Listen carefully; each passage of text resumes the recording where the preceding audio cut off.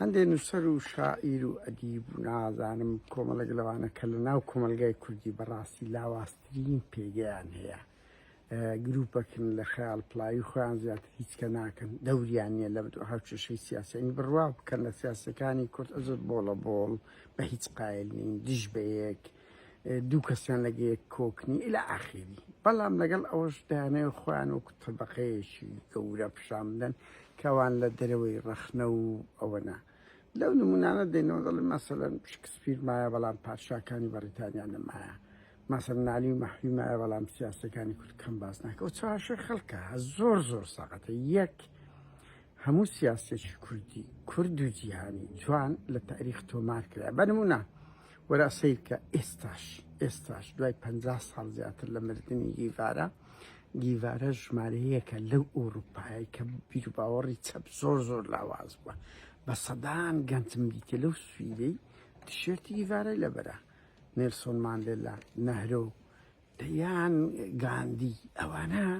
ئێستاش قسەکانیان ئاڵتونیە. ژان دارک لە ئافرەت بابنمونەی ئافرەتیش بێنەوە یەکێک لەو نمونە جوانانەیە کە ئەو بووە. ئەمە زۆرم لە کورتیش ئەوەندەی مامەڕیشە وەکو سینگولەک دێ، ئەوەندەی کەسایەتیشی ئۆزەلان قوربانیدایە و تێکۆشاوە و ناوی لە ناوەوەدا هیچ ئەدیب و هونەرمەندێک لە ئاستی ئەوانەدانێ. ڕاست نییە، بەڵام ئەدیب و هونەرمەندیش ئەوانەی جوانێشان فرەدایکە ناومێژە ئەو دەبێت. بەنمونە لەو ڕوانگەوە بەبین سیرکەین هەتا لە ناو کورد وەرە سیرکە خەڵک بۆ ئەبوخاڵق معروفی خۆش دەوێت خوێنی ڕشت لە پێناوی قەڵەمدا، خوێنی ڕشت سەردەش عوسمان کاوە، مەسەلەن کاوە ویدات سۆران، ئەوانە لە هەموو ئەو ئەدیبانەی کورد خۆشەویستترن و کاریگەریشان ناوڕووداوی سیاسی زیاتر هەبووە. جوانە کەسێکی وەکو عەزیزگەردی هەڵوێستی سیاسی نەبووە، بەڵام نمونەی پاچی وە لەو وەختەی کە زبڵخانە هەیە لە هەڵپەرستی تەمەلق ئەو نمونەی ئینسانێکی هەرە بە کەرامەت بۆیە خەڵک ڕێزی گرت کە مرد. بەڵام ئەدی مەهاباد قەرەداغیەکان کە مردن چەندیان ئەوە بوون. خەڵک کە مەسەلەن بۆ فەرق لە نێوان هێمن و هەژاردا دەکات، بۆ فەرق لە نێوان شڤان و برایەم تاقی ساس و قایە دەکرێتن. ئێخۆ شڤان سەردەمە خەڵک خۆی لە بە کوشتن دەداتن. ئەدی بۆ ئێستا ئەگە خەڵک تووشی بێ هۆی های لێ دەکاتن. بۆ خەڵک یالماز گۆنای و ئەحمەد قایە نەمرمان لۆ هەڵوێستە جانوان لە مێژوودا تۆمار کە تۆ دەبێت جوانیە قوربانیەک تۆمار بکەیت. دەیان کادیری باکوور هونەرمەند و ئەدیبی باکوور و ڕۆژئاوا کاچی خۆم دەبینی لە سەنگەری پێشەوەن لە ئەوروپاوە ئەوانە ناویان بەستە ناومێژوو کە بە جوانیەکەوە دەمرن، نەکارێک ئەدیب و هونەرمەند بێ خەرکوو دەکرێت. ئەگەر بەو پێوەیە بێتن هایدگەر گەورەترین ببوو ناڕیان پیریە بڕوا بکەن زۆشتمسێ هایدگەر یەکێک لە فەیلسوفە گەورەکانی دنیاە لە ئەڵمانیا، بەڵام بە حکمی ئەوی سەرسامی نازیێت بووە ئەوە ڕەوشی گەلەگەلە خراپ کردیە. بەڵام وەرە ئەتوو هەمانگوای وەرگرا کە دژی پادشای ئەوە ئیسپانی فرانکۆوان ئەوانە وەختێک شۆڕژێڕەکان لە 8 دەرگا 1 دەرگای 2 کیلۆمەتریان هەبوو لەگەوان ڕاوەستە. جائزەی نۆبلی ڕەت کردەوە وەکو ماندێلا، جائزەی نۆبلی ڕەت کردەوە، بەڵام مەگەر شەخسیش بوو، بەڵام کابرایەک بوو یعنی لەو بەرەیەدا بوو هاوڕێیان گابریلە مارکس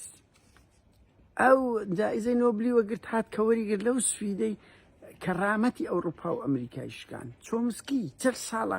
دژی سیستەمی وڵاتەکەی خۆیەتی جوولەکەشە، یعنی ئەمریکی جوولەکەیە. کاچ خۆم تۆڵستۆی، مارکس، ئەنگلیس ئەوانە هەموو قوربانی گەورە. مارکس لە 24 ساڵی دکتۆرای وەرگرت دەیتوانی های لای ژی منداڵەشی لە برسان مرد. یعنی بەڵام بووە ئەو کەسەی ئەو ئەنگلیس بەنمونە توانیان ئەو شۆڕشە دروستکەن کە ئەو ئەوروپای ئێستاکە نیمچە ئیشتراکیە هەموو خەڵک ڕووی تێدەکە بەرەو بەشەکی وانە فکری وانە ئەو خەڵکە لەژێر ئەو سیستەمە سۆسیالیستی دەحەوێتەوە. بەنمونە ئەوانە ناویان لە مێژوومە تۆڵستۆی ما دەبەر ئیجوز زەویەکانی خۆی ئەوە کرد. ئەنگلیس زەویەکانی مڵک و ماڵەکانی خۆی هەموو لە خزمەت ئەوەدانە. یعنی تۆ ئەگەر بتێ شتێک پێ دەبی شتێک بت بە قوربانیەک بەدابنێ جوانیەک فرێدەیە ناو مێژوو. یعنی بەهرا ئەگەر ئیبداعی تێدا ئەگەر قیەم و ئەخلاقی تێدانەی بەچ کەڵی دێ بەچ کەلک دێت تۆ ئەوە بێ خەڵک بۆ حەمەدەزا و ناسر و مەرجیە و نەزمەدین و ئەوانەی خۆش دەوێست لە تیا بوون قوربانیاندا بۆ خەڵک قادر کابان ڕەمزە بەڵام دەیان هونەرمەندیت کرد لە ناو شار بە جیماون گۆرانیان بۆ سەدام دەگوت خەڵک بۆ سانا بەرزنجی و عەدنان کەریم کە دوو دەنگ بوون کەتبنە ناو هەموو ماڵەکان بەس ئەسەر دووسێ هەڵوێست ئەوە بەڵام برهان مەجیدی خۆش دەوێ بە نمونە دەڵێم وەکو نمونە کە دەیبینی دژی ئەو سیستەمەیە قسە دەگاتن بۆیە ئەگە هەڵوێست دابڕی لە قیەم و ئەخلاق تامی نامینێ حتا لە ئەوە هاوڕێیان یعنی بینە سەر دیستۆفسکی کاکەن ئەو کەسایەتیە ئەوە بەناوبانگە هەوڵی کوشتنی قەیسەریدا کاچ خۆم ئیمە هیچ ناکەن دانیشتینە لەبەر چاویان لە مچکۆ شعب هەزار تاوان دەکرێسە لەو مچکۆی ژەهر دەباری لە بۆ هەولێر پارتە شعرێک ناجۆڵێ لە بۆی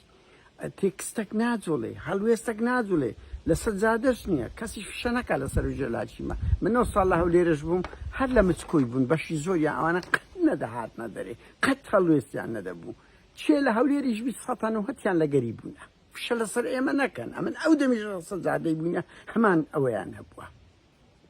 بۆیە شعر و ڕنگدانەوە دەبێ ڕنگدانەوەی واقعی ئەوە بی کورە هاوڕێیان ترامپ کابراایکی سەر شێت ئێستا زۆربەی لەو ئەوروپاش بڕوا بکەن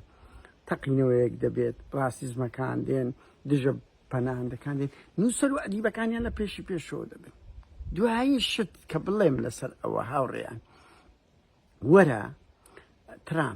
ترامپ کە جارەکەی ترهات سەر ئەوە کە زۆربەی هونەرمەندەکانیان دژی ترامپ قسەیان کرد گۆرانی بێژی بەناوبانجی ئەمری شێر قسەی کرد ئەو هونەرمەندە کرا ڕۆبەرت و دینیۆرۆ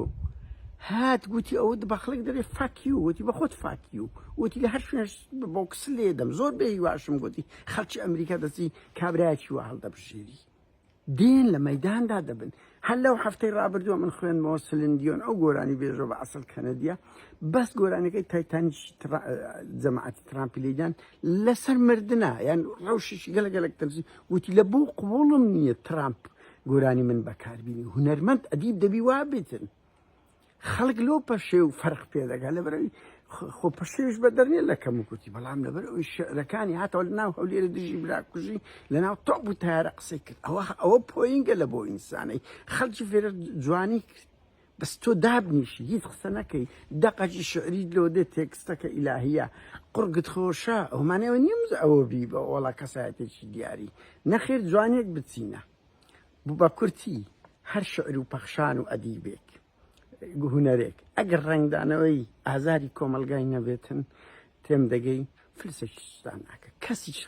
کەیفی بەخۆنێ ناوی دەستە ناو مێژوو بە ملیۆنان کەس هەبوون ئەدیب هونەرمەند نەچونە ناو مێژوو بەس هەموو ئەوانەی چونە ناویان مێژوو لە سیاسی ئەدیب و هونەرمەندەکان کە لە سەنگەری پێشەوەی گەلبوون و دژ بەستەمەکان ڕۆڵیان دی هونەرمەند و ئەدیب هاوڕیان زۆر دەوریان هەیە ڕێنسانسی ئەو ئەوروپای پێشکەوتوی لە سەدەی 16 ئەدیب و نووسەر و هونەرمەندان دەوریان لە پێشکەوتنی ئەوروپا بگەنە خۆ ئەوروپا پێشان بەربەری بوو بەڵام ئەوەی ئێستا لە باشوور هەیە ئەوەی ئێستاکە لە باشوور هەیە لە سیاسەکان قێزەوەنتر نووسەر و ئەدیب و هونەرمەندە کە هیچ دەوریان نییە بە کەسیش قایل نینە ئەوی بێتە مەیدانش سڵدی دەبن بە بۆڵە بۆڵ لە کۆڵینە بەخۆش